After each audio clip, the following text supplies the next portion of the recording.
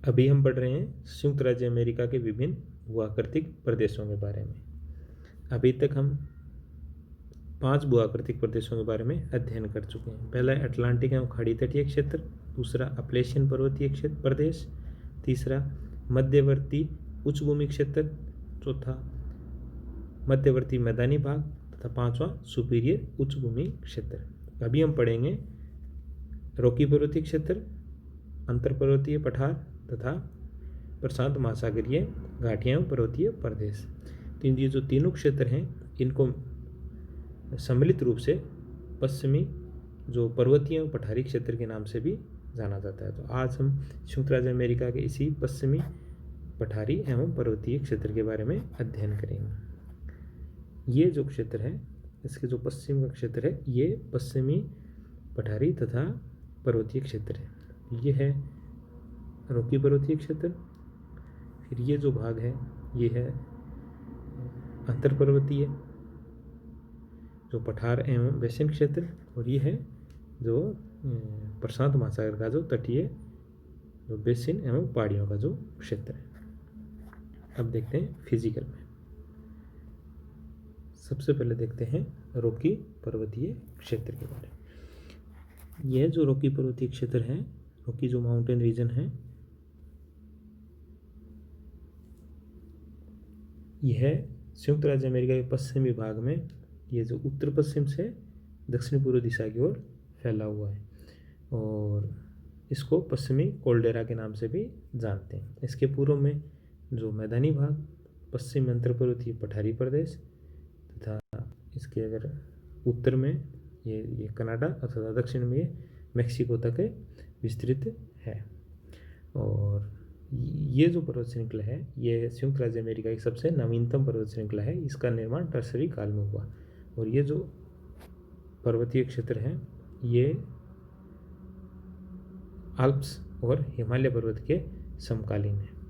और यहाँ जो पर्वत निर्माण की प्रक्रिया, क्योंकि ये नवीन वलित पर्वत है तो निरंतर ये क्रियाशील है। और इस क्षेत्र की जो सबसे ऊंची चोटी है वो है मैकिनले, जिसकी ऊंचाई ये जो लगभग 4270 मीटर है। अब ये जो रॉकी पर्वतीय क्षेत्र है इसका जो पश्चिमी भाग है उसकी ऊंचाई इससे कम है। और इसके बाद में इसका जो उसके और अगर पश्चिम में जाते हैं तो जो ये जो रीजन है यहाँ फिर इसकी ऊंचाई बढ़ जाती है। तो ये जो बीच का भाग है ये है जो पश्चिम में जो पर्वतीय क्षेत्र है और पूर्व में जो रॉकी का पर्वतीय क्षेत्र है, इनके बीच में स्थित है एक है पठारी भाग जिसमें बहुत सारी बेसिनों का भी निर्माण है। तो अभी हम ये देखेंगे जो हमारा 7वां भूआकृतिक प्रदेश है अंतर पर्वतीय पठार एवं बेसिन क्षेत्र। तो यह है रॉकी पर्वत श्रृंखला तथा जो पश्चिम में जो प्रशांत महासागर का जो तटीय क्षेत्र है, इसकी जो पर्वत श्रृंखला है उनके मध्य स्थित है। और ये कुल मिला के चारों ओर से पर्वत और पठार से घिरा हुआ क्षेत्र है। और इसको हम अगर भूआकृतिक दृष्टि से देखें तो इसको हम 3 भागों में बांटते हैं। जो पहला क्षेत्र है वो है यहाँ जो कोलंबिया नदी है, यहाँ जो आप देख रहे हो ये जो भाग है इसके पास का जो पठारी भाग है जिसको हम कोलंबिया का पठार कहते हैं। तो पहला इसका भाग है कोलंबिया का पठार क्षेत्र। ये जो ओरेगन, वाशिंगटन और इडाहो जो राज्य हैं उनमें अवस्थित क्षेत्र है, जो मुख्यतः कोलोराडो तथा इसकी जो सहायक नदियाँ स्नेक आदि इनके द्वारा अपवाहित क्षेत्र है। दूसरा है जो ग्रेट बेसिन क्षेत्र। ये जो ग्रेट बेसिन क्षेत्र है ये उत्तर में तो कोलंबिया का पठार, दक्षिण में आगे हम बढ़ेंगे कोलोराडो का पठार, पश्चिम में पर्वतीय क्षेत्र, पूर्व में जो रॉकी पर्वत क्षेत्र से घिरा हुआ एक बेसिन क्षेत्र है। और यहाँ का जो सबसे लोवेस्ट पॉइंट है वो है डेथ वैली, जो समुद्र तल से जिसकी गहराई मतलब समुद्र तल से जो लगभग 86 मीटर अधिक गहरा है। और फिर है जो तीसरा क्षेत्र है दक्षिणी जो पठारी भाग है वो है कोलोराडो का पठार क्षेत्र।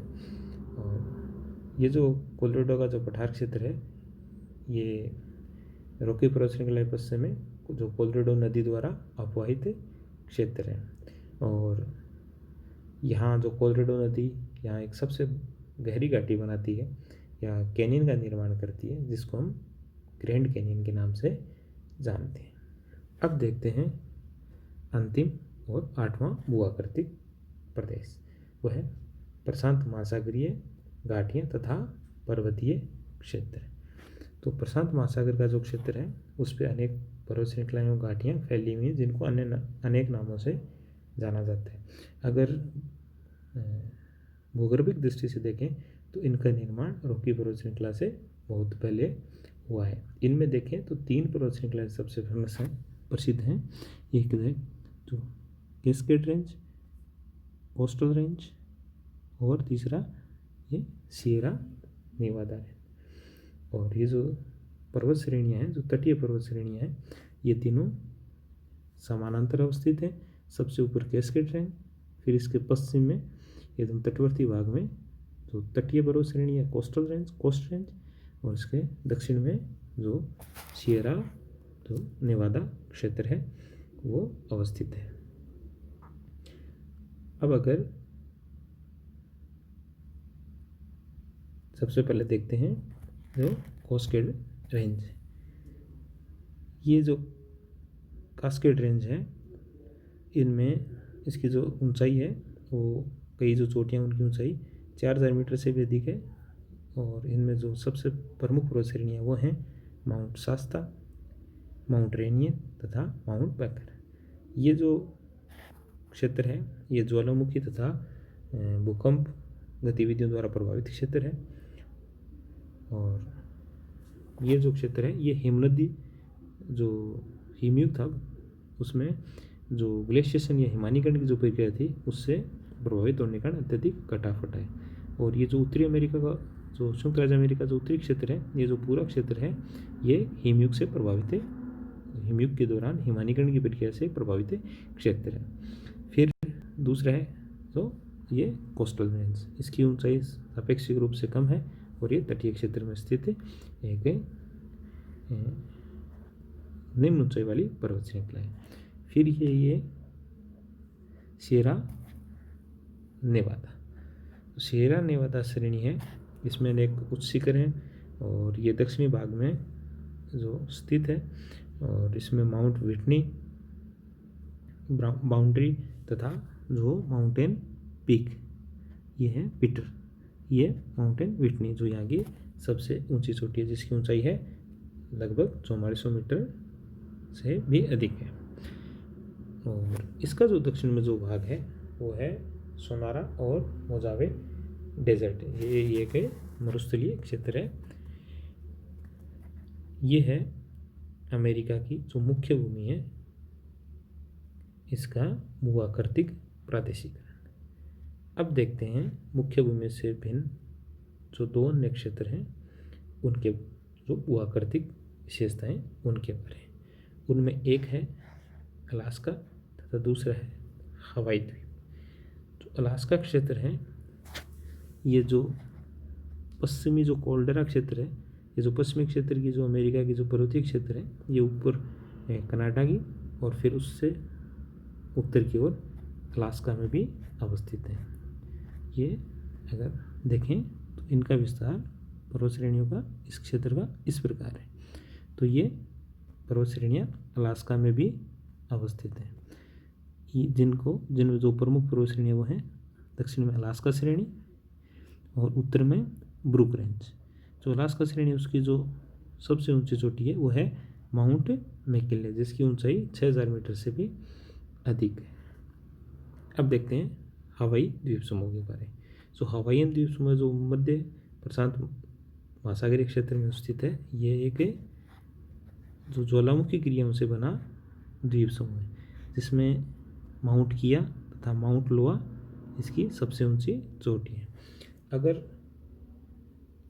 ये जो माउंट किया और माउंट लोआ को देखा जाए, इसके आधार से देखा जाए तो इसकी जो ऊंचाई है वो लगभग 10,000 मीटर से भी अधिक है। तो अगर आधार से ऊंचाई की दृष्टि से देखें तो विश्व के ये सबसे ऊंचे पर्वत हैं और ये हॉटस्पॉट एक्टिविटी के कारण, ज्वालामुखी क्रियाओं के कारण इन सभी द्वीप का निर्माण हुआ और यहाँ अभी भी अनेक सक्रिय ज्वालामुखी पाए जाते हैं।